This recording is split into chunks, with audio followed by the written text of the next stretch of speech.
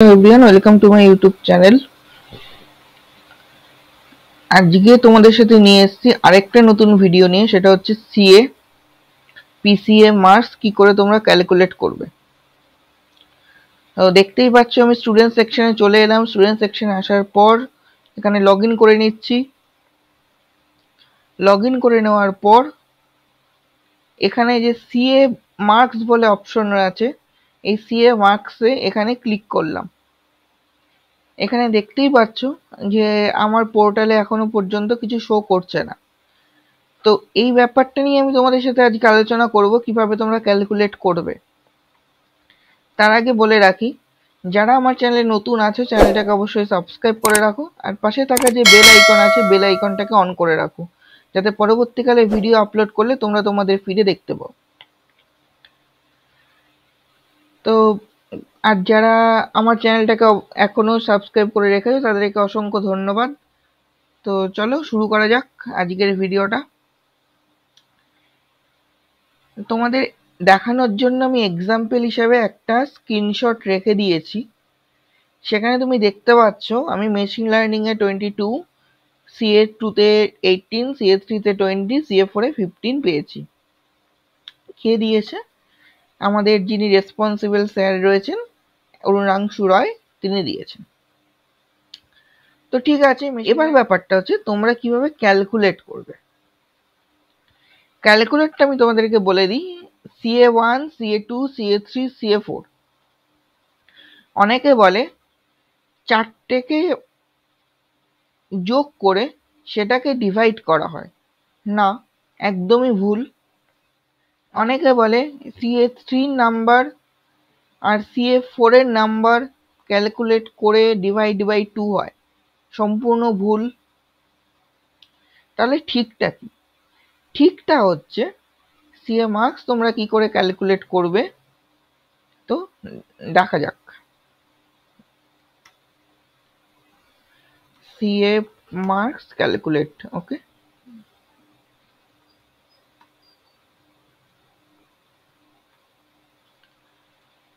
এটা কি হচ্ছে? হাইয়েস্ট মার্কস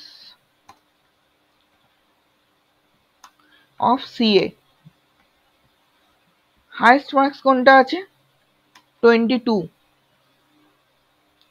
সেটা আমি সিএ 1 এও পেতে পারি, সিএ 4 এও পেতে পারি, সিএ 2 তেও পেতে পারি, সিএ 3 তেও পেতে পারি। যাতে ইচ্ছে আমি পেতে পারি। আমার হাইয়েস্ট মার্কস কত আছে? 22। আমি এখানে পুট করলাম 22 প্লাস অ্যাটেন্ডেন্স মার্কস। তো দেখো, দেখতেই পাচ্ছ, লিখে নিচ্ছি। অ্যাটেন্ডেন্স মার্কস কত? 5। অ্যাটেন্ডেন্স মার্কসে কলেজ কত দেয় আউট অফ 5? 5ও দিতে পারে, 4ও দিতে পারে, 3ও দিতে পারে, 2ও দিতে পারে, 1ও দিতে পারে। এটা টোটাল করলে কত হচ্ছে?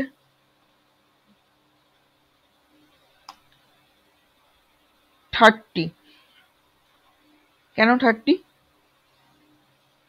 22 যেটা আমি পেয়েছি out of 25 plus attendance marks যেটা হচ্ছে 5, টোটাল কত হচ্ছে? 30। বা 30-র মধ্যে আমি কত পেয়েছি? 22 প্লাস 5 ইকুয়াল টু 27। বোঝা গেল এটুকু? এবার বাকি কত থাকছে?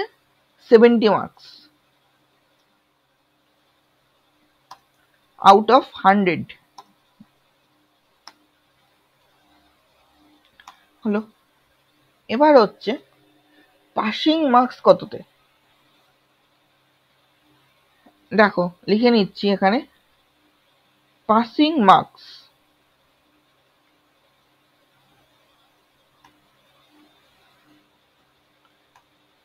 40 out of 100।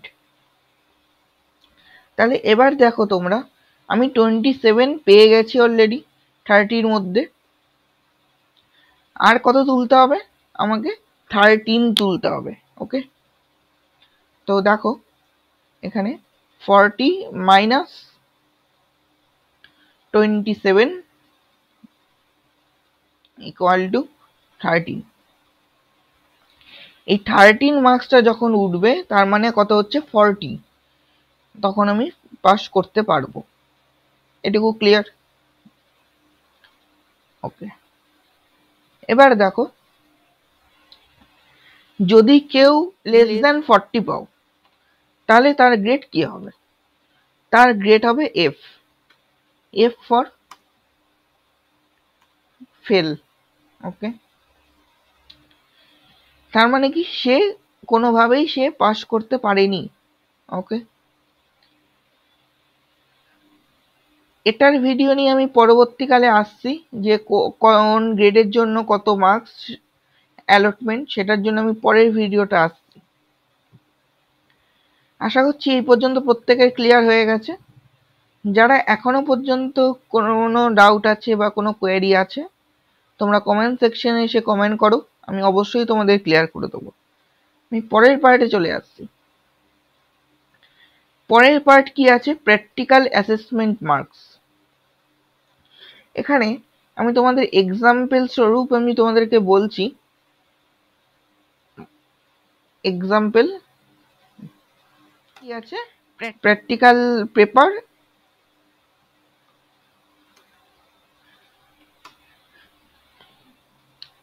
C,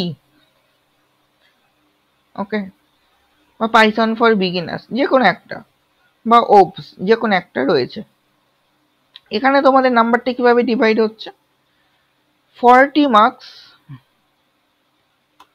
for each practical semester, practical assessment exam. Okay, আমি পিসিএ লিখে দিলাম। আর তাহলে 40 ইন্টু 2 মানে কত হচ্ছে? 40 মাল্টিপ্লিকেশন 2 মানে কত হচ্ছে? 80। এবার হচ্ছে 20 মার্কসটা কি করে হচ্ছে? 20 মার্কসটা আমি লিখে দিচ্ছি, 20 marks for each semester, each PCA, সেখানে কত হচ্ছে? 10 মার্কস ফর প্র্যাকটিক্যাল প্রেজেন্টেশন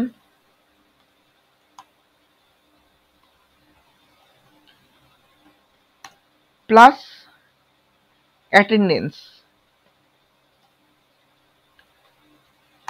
এই হলো তোমাদের 50 মার্কস ইকুয়াল টু 50।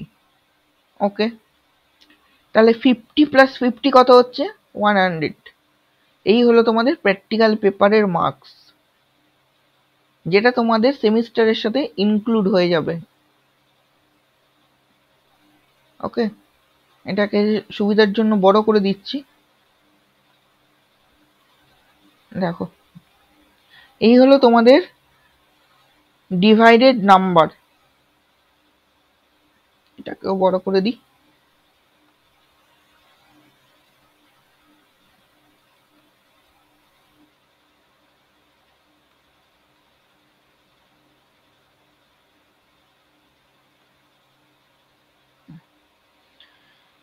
এই হলো তোমাদের সিএ আর পিসিএ এর নাম্বার। তোমাদের যদি কোনো রকম কোনো কোয়েরি থাকে বা কোনো রকম কোনো বুঝতে অসুবিধা হয়, তোমরা অবশ্যই কমেন্ট সেকশনে এসে কমেন্ট করবে, আমি তোমাদেরকে সলভ করে দেবো। আজকের ভিডিওটা এই পর্যন্তই।